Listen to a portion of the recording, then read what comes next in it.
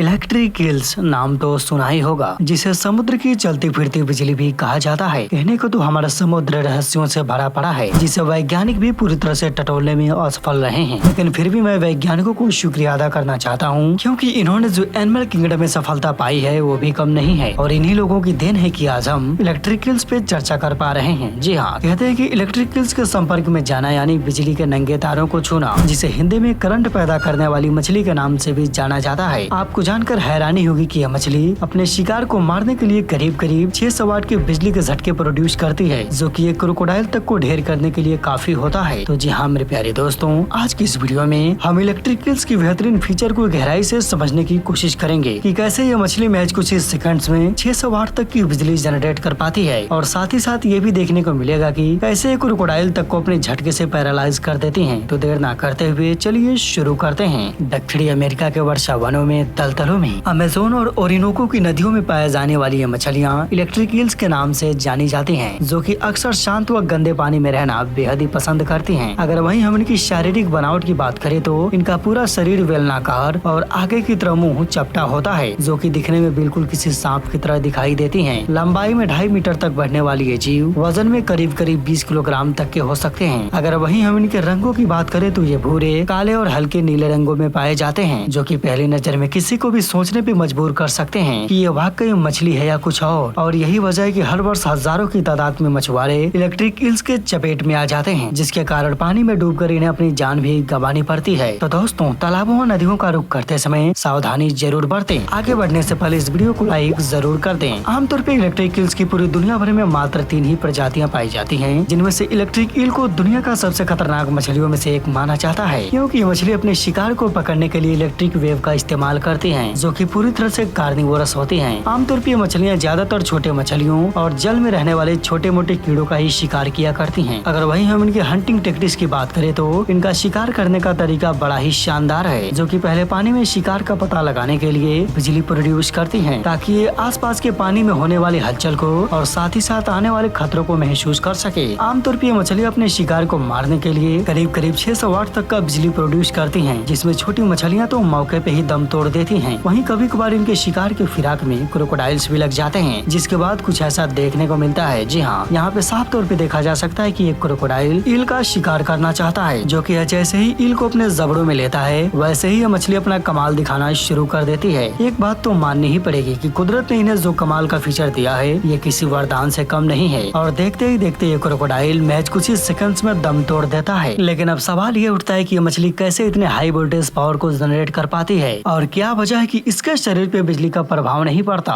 और सबसे इंटरेस्टिंग सवाल ये है कि क्या इलेक्ट्रिक ईल से बिजली का उत्पाद किया जा सकता है, जिससे ये बिजली हमारे घरों तक भी आ सके। तो चलिए अब चलते हैं पहले प्रश्न की ओर। तो जानकारी के लिए बता दें कि ईल्स के शरीर में 3 ऑर्गन्स मौजूद होते हैं, जिन्हें एब्डोमिनल ऑर्गन्स, मेन ऑर्गन्स और दी हंटर ऑर्गन्स के नाम से जाना जाता है, जिनमें से 2 ऑर्गन्स मिनी वोल्टेज करंट को उत्पन्न करते हैं, जबकि वहीं the hunter organs high voltage power को जनरेट करने के लिए जाना जाता है। अगर हम इसको आसान शब्दों में कहें तो इलेक्ट्रिक ईल के शरीर में पूंछ की तरफ नेगेटिव पॉइंट होता है और सिर की तरफ पॉजिटिव, जो कि ये डिटेक्टर की तरह काम करता है। आपको जानकर हैरानी होगी कि इलेक्ट्रिक ईल्स पूंछ की तरफ से इलेक्ट्रिक वेव को छोड़ती हैं, जबकि वहीं सिर की ओर से उन्हें डिटेक्ट भी करती हैं, जिसके फलस्वरूप इलेक्ट्रिक वेव का एक सर्कल क्रिएट हो जाता है। और जो भी मछलियाँ इस गोले के दायरे में आ जाती हैं तो ये उन्हें बड़ी ही आसानी से सेंस कर पाती हैं और अंततः ये अपने शिकार को ठिकाने लगा ही देती हैं। वहीं जानकारी के लिए बता दें कि इलेक्ट्रिक ईल्स की सबसे बड़ी कमजोरी है उसकी आँख, जो कि इन्हें मटमैले व धुंधले पानी में कम दिखाई देता है, और शायद यही वजह है कि कुदरत ने इन्हें बड़ा ही यूनिक हंटिंग टेक्टिक्स से नवाजा है। अब चलिए बढ़ते हैं दूसरे प्रश्न की ओर कि आखिरकार क्या वजह है कि ये मछलियाँ अपने करंट से लकवाग्रस्त क्यों नहीं होती, जबकि वहीं पानी में मौजूद अन्य सभी जीव पूरी तरह से पैरालाइज हो जाते हैं। तो आपको बता दें कि कुदरत ने इनके हार्ट और ब्रेन के पास एक सुरक्षा कवच बनाया है, जिनमें इलेक्ट्रोलाइट कोशिकाएं पाई जाती हैं, जो कि करंट को पास होने से रोकती हैं। अगर हम इसको आसान शब्दों में कहें तो ये ठीक वैसे ही होता है जैसे कि तार। आपने देखा होगा कि वायर हमेशा रबर की आवरण से ढका रहता है, जिससे हम जब भी उस तार को छूते हैं तो हमें करंट नहीं लगता,